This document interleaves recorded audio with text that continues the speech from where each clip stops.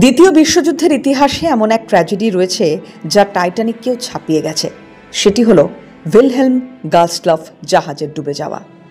কিন্তু আশ্চর্যের বিষয়, এই ভয়াবহ ঘটনা সম্পর্কে খুব কম মানুষই জানেন। উইলহেলম গাস্টলফ ছিল একটি জার্মান যাত্রীবাহী জাহাজ যা নাৎসি আমলে মূলত ছুটির ভ্রমণের জন্য তৈরি করা হয়েছিল। পরে দ্বিতীয় বিশ্বযুদ্ধ শুরু হলে এটিকে নৌবাহিনী ও যুদ্ধের কাজে ব্যবহার করা হয়।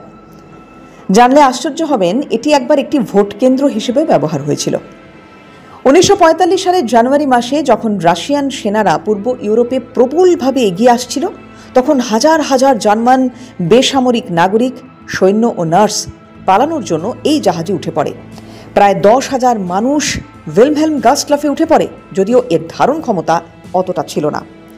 30 জানুয়ারি 1945 বাল্টিক সাগরে যাত্রার সময় একটি সোভিয়েত সাবমেরিন টর্পেডো নিক্ষেপ করে। মাত্র কয়েক মিনিটের মধ্যে 3টি টর্পেডো উইলহেলম গাস্টলফে আঘাত হানে।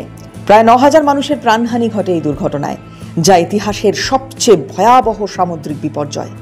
তুলনা করলে দেখা যায় টাইটানিক দুর্ঘটনায় প্রাণহানি হয়েছিল প্রায় 1500 জনের।